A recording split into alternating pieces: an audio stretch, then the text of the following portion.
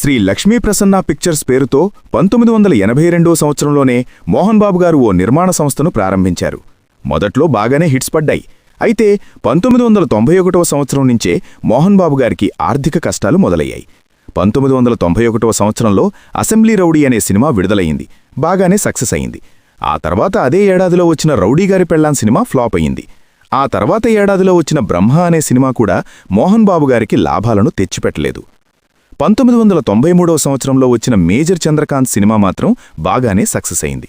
అయితే ఆ సినిమా తర్వాతైన మోహన్ బాబు గారికి వరుసగా హిట్లు పడ్డాయా అంటే అదీ లేదు. ఆయన నిర్మాతగా ప్లస్ హీరోగా తెరకెక్కిన కుంతిపుత్రుడు సినిమా ఫ్లాప్ అయ్యింది. అల్లరి పోలీస్, పుణ్యభూమి నాదేశం సినిమాల పరిస్థితి కూడా అంటే. ఇలా ఒక సినిమా హిట్ అయితే వరుసగా మరో 3 సినిమాలు ఫ్లాప్ అవుతూ నిర్మాతగా నష్టాల్లో ఉన్న రోజులవి. తన పరిస్థితి గురించి తన ప్రాణస్నేహితుడైన రజనీకాంత్ గారితో చెప్పుకుని ఓసారి బాధపడ్డారు కూడా. అయితే సరిగ్గా అదే సమయంలో తమిళలో నాటమై అనే సినిమా వచ్చింది.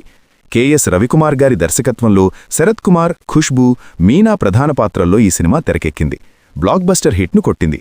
ఆ సినిమాను కనుక తెలుగులో రీమేక్ చేస్తే మోహన్ బాబుకు భారీగా లాభాలు రావడం ఖాయమని రజనీకాంత్ గారికి అనిపించింది. వెంటనే మోహన్ బాబుకు కాల్ చేస్తే నాటమై సినిమాను ఓసారి చూడమని చెప్పారు రజనీకాంత్. మోహన్ బాబుకు ఆ సినిమా నచ్చేసింది. అదే విషయాన్ని రజనీకాంత్కు ఫోన్ చేసి మరీ చెప్పారు.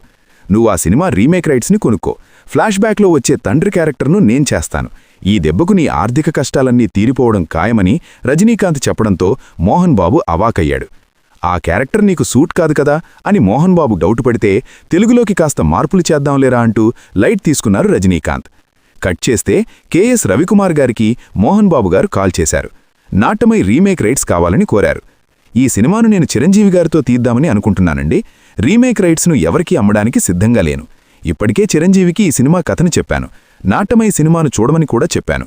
ఆయన నిర్ణయం కోసం ఎదురుచూస్తున్నాను. సారీ మోహన్ బాబు గారు అంటూ కెఎస్ రవికుమార్ గారు తేల్చి చెప్పడంతో మోహన్ బాబు గారు అవాకయ్యారు. ఒక్క క్షణం కూడా ఆలస్యం చేయకుండా వెంటనే రజనీకాంత్ గారికి అప్డేట్ ఇచ్చేశారు.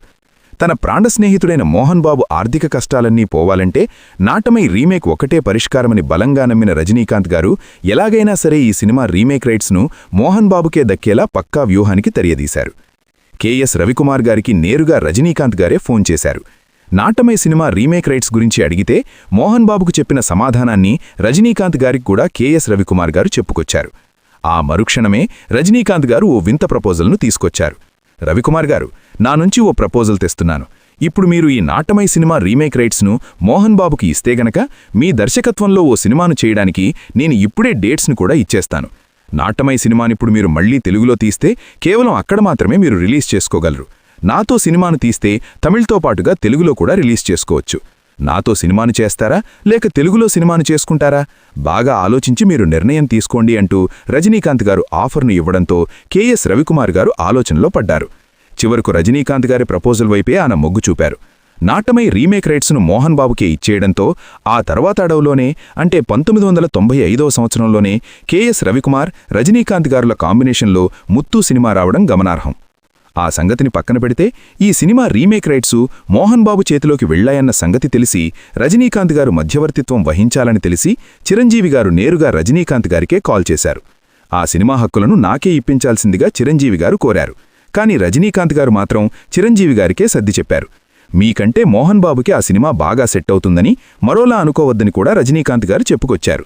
మీరు హీరోగా నటిస్తే తండ్రి క్యారెక్టర్ను పవర్ఫుల్ రోల్లో చూపించలేరు, సింపుల్గా తేల్చేస్తారు. అలా కాకుండా మీరే ఆ క్యారెక్టర్లో కూడా నటించినా బాగోదు. ఇప్పటికే మీరు ట్రిబుల్ రోల్లో నటించేశారు. మళ్లీ వెంటనే మరో ట్రిబుల్ రోల్ అంటే బాగోదు. మీ సినిమాలో తండ్రి క్యారెక్టర్లో నేను నటిస్తే అది ఇద్దరి ఇమేజ్కు భంగమే. కాబట్టి ఆ సినిమా మా ఇద్దరి కాంబినేషన్లో వస్తేనే కరెక్ట్ అంటూ లాజిక్లతో సహా చెప్పేసరికి చిరంజీవి గారు ఆలోచనలో పడిపోయారు. అప్పటికే ముగ్గురు మునగ్గాళ్ల సినిమా వచ్చి ఏడాది కూడా కావడం లేదు.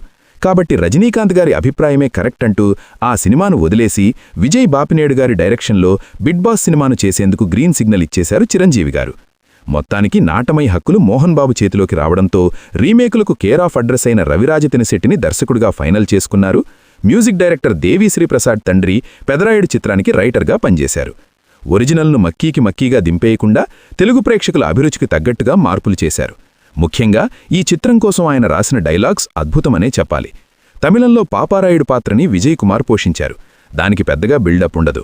కాని తెలుగులో ఆ పాత్రని రజనీ చేస్తూ ఉండడంతో ఇక్కడ దానికి భిన్నంగా డిజైన్ చేశారు. ఆ పాత్రని దర్శకుడు రవిరాజపిరిశెట్టి తీర్చిదిద్దిన తీరుకి మెచ్చుకోకుండా ఉండలేము. స్క్రిప్ట్ వర్క్ అంతా పూర్తయిన తర్వాత సినిమా ప్రారంభోత్సవాన్ని ఘనంగా నిర్వహించారు.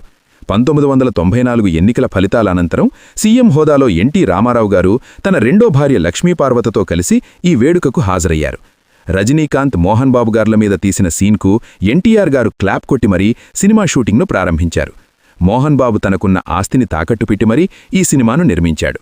ఆర్థిక కష్టాలతో సినిమా నిర్మాణం ఆలస్యమవుతోందని గ్రహించిన రజనీకాంత్ గారు తన సొంత డబ్బును 45 లక్షల రూపాయలను మోహన్ బాబు చేతిలో పెట్టారు. వద్దని మోహన్ బాబు చెప్పినా సరే సినిమా హిట్టయ్యాక ఇద్దువులే అంటూ మోహన్ బాబుకు అండగా నిలిచారు. అంతేకాదు, ఈ సినిమాలో నటించినందుకుగాను అసలు రెమ్యునరేషనే రజనీకాంత్ గారు తీసుకోలేదు. ఈ సినిమాలో భానుప్రియ గారి రోల్కు సంబంధించి కొన్ని నాటకీయ పరిణామాలు జరిగాయి. మొదట్లో మోహన్ బాబు గారు భానుప్రియనే సజెస్ట్ చేశారు. కానీ ఆమెపై సినీ ఇండస్ట్రీలో ఐరన్ లెగ్ అనే ముద్ర పడిపోవడంతో రవిరాజపిరిశెట్టి గారు ఆమెను వద్దన్నారు. మోహన్ బాబుకు సర్ది చెప్పారు.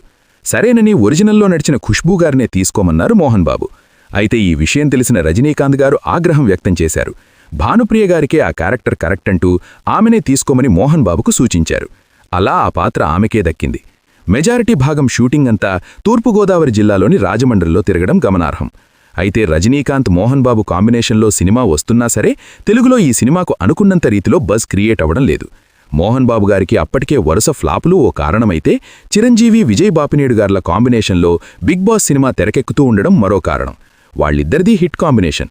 అందుకే big boss by cine industry భారీగా అంచనాలు పెట్టుకుంది. అటు చూస్తే పెదరాయుడు సినిమాపై మాత్రం చిన్న చూపే చూసింది. అనుకున్నది ఒకటి, అయినది ఒకటి అన్నట్టుగా ఉంది మోహన్ బాబు పరిస్థితి. సినిమా అంతా పూర్తయింది, రిలీజుకు కూడా సిద్ధమైంది. అయినా సరే సినిమా గురించి సినీ జనాల్లో చర్చ జరక్కపోవడం పట్ల మోహన్ బాబు గారు నైరాన్లో కూరుపోయారు. చివరకు తాడో పేడో తేల్చుకోవాలని డిసైడ్ అయ్యేది ఈ సినిమా విడుదల తేదీని ప్రకటించేశారు. 1995 సంవత్సరం జూన్ నెల 15వ తారీఖున మా పెదరాయుడు సినిమా రిలీజ్ కాబోతోందంటూ సంచలన ప్రకటన చేశారు.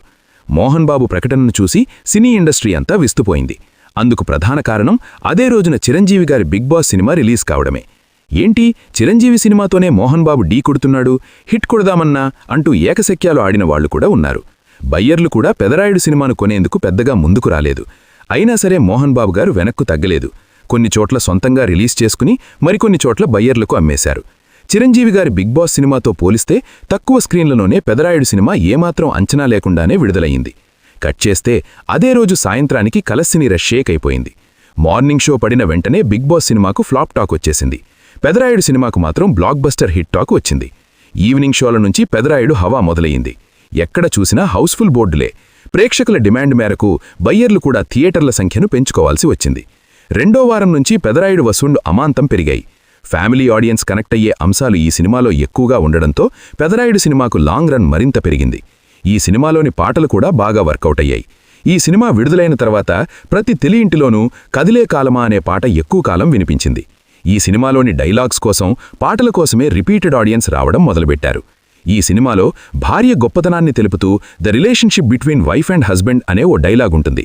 దీనికి అర్థం తెలియనప్పటికీ మాస్ ప్రేక్షకులు ఈలలు వేశారు. ఇక ఫ్లాష్ బ్యాక్లో వచ్చే రజనీ ఎపిసోడ్కు మాస్ థియేటర్లో దద్దరిల్లాయి. కేవలం ఈ పాత్ర కోసమే పెదరాయుడు సినిమాని 10 సార్లకు పైగా చూసిన వాళ్లు ఉన్నారంటే అతిశయోక్తి కాదు. ఫలితంగా ఏమాత్రం అంచనాలు లేకుండా విడుదలైన ఈ సినిమా బాక్సాఫీస్ వద్ద అద్భుతమైన వసూళ్లతో ఇండస్ట్రీ హిట్గా నిలిచింది. 40 కేంద్రాల్లో డైరెక్ట్గా 100 రోజులాడింది. 25 వారాలను పూర్తి చేసుకుని మరీ అరుదైన రికార్డును క్రియేట్ చేసింది.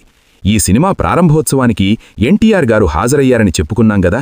అయితే ఈ సినిమా 200 రోజుల వేడుక్కు సీఎం హోదాలో చంద్రబాబు గారు ముఖ్య అతిథిగా హాజరవ్వడం గమనార్హం. అప్పటి వరకు టాలీవుడ్లో అత్యధిక కలెక్షన్లను నమోదు చేసిన చిత్రంగా చిరంజీవి గారి ఘరానా మొగుడు సినిమా ఉంది. ఆ సినిమా ఏకంగా 10 కోట్ల రూపాయలను కొల్లగొట్టింది. అయితే పెదరాయుడు సినిమా మాత్రం దాన్ని అధిగమించి ఫుల్ రన్లో 12 కోట్ల రూపాయల వసూళ్లను రాబట్టి చిరంజీవి సినిమా రికార్డును బ్రేక్ చేసింది. పెదరాయుడు సినిమా వచ్చి ఇప్పటికే 31 ఏళ్లకు పైనే అవుతున్నా ఇప్పటికీ యూట్యూబ్లో ఆ సినిమాకు ఆదరణ కనిపిస్తూనే ఉంది. మోహన్ బాబు గారి కెరియర్లోనే పెదరాయుడు సినిమా ఓ అరుదైన కళాఖండమని చెప్పుకోవచ్చు. ఈ సినిమా దెబ్బకు మోహన్ బాబు గారి ఆర్థిక కష్టాలు తీరిపోవడమే కాదు, ఈ సినిమా ద్వారా వచ్చిన లాభాలతో మరో 10 సినిమాలను తీయగలిగేంత డబ్బులను సంపాదించడం గమనార్హం. ఇదండి మోహన్ బాబు గారి పెదరాయుడు సినిమా తెరవడక జరిగిన కథ. మీకు ఈ వీడియో నచ్చితే లైక్ చేయండి, షేర్ చేయండి. మరిన్ని ఆసక్తికరమైన వీడియోల కోసం మా ఛానల్ సబ్స్క్రైబ్ చేయడం మాత్రం మర్చిపోకండి. Thank you.